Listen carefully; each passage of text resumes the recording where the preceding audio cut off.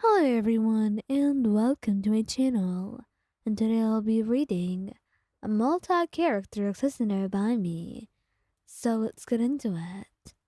Muichiro. Now Muichiro was trying to get used to this. The thing is, you've told him about this idea you've had, and he's been accepting of it. But he's trying to get accustomed to the idea of you moving in with him.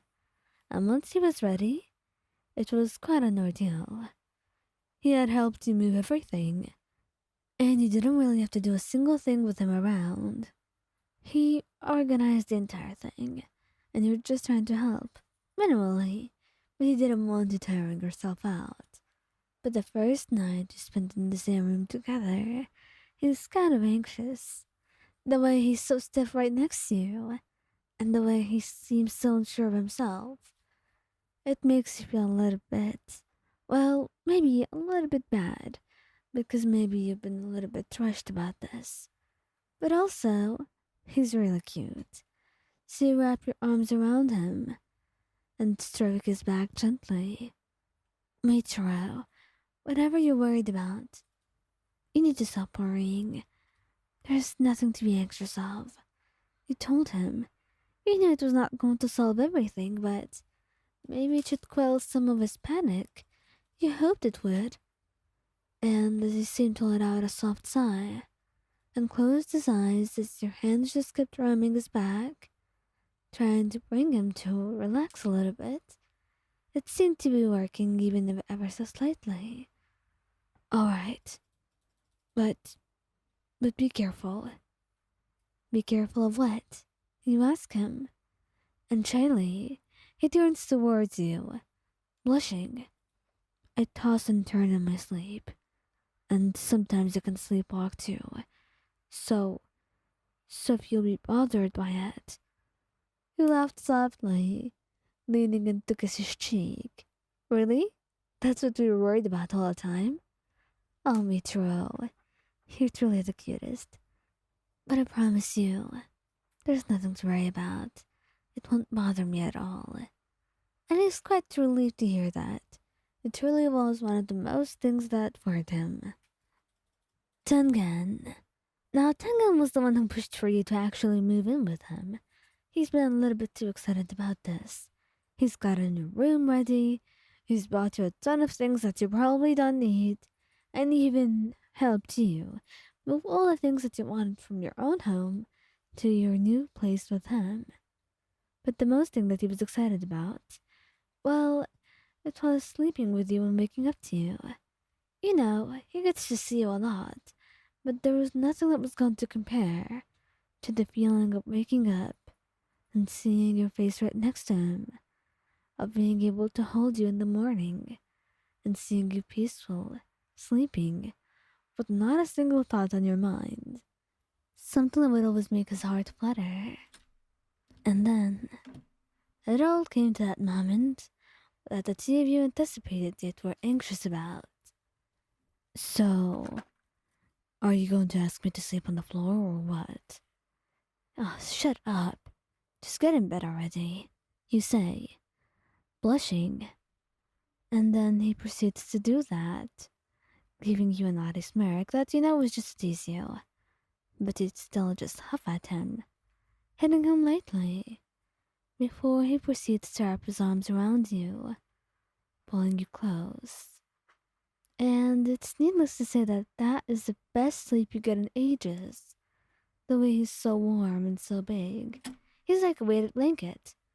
If anything, you feel like this is the best sleep that you will ever have, and you want to do this every single day. You regret not moving in sooner. But right now, it was all the time that you have together for later on, and you were going to make good use of it. But in the mornings, that would be Tengen's favorite time, because that was when he would wake up earlier than you and get to see you, sleeping in his arms, still clinging to him, with your hair messed up and your face peaceful, no worries on your mind. And then he would get to wake you up to soft kisses. and the smell of breakfast, and good to see that soft smile making its way onto your face as your first smile in that day. Rengoku. Now, Rengoku really was not.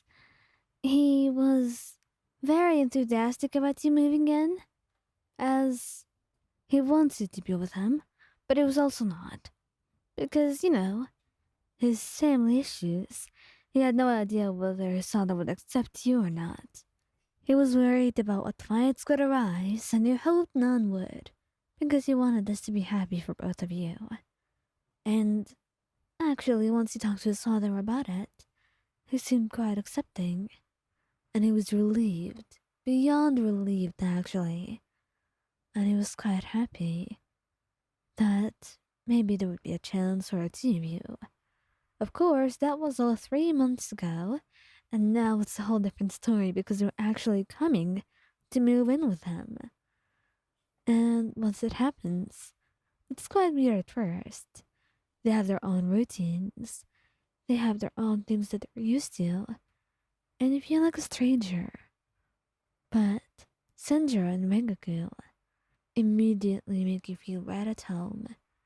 But the best part of it all is seeing him in the morning and waking up to find him in the kitchen, making a delicious breakfast for the both of you. The way he kisses you, soft lips on your cheek. Good morning, Wayan, my darling, my most beautiful. Well, are you saying there is someone else that you have that is less beautiful than I am? He chuckled at that, shaking his head. You're the only one I have, which makes you the most beautiful by default. But even then, you're the most beautiful person I've ever seen. And that makes your heart truly flutter.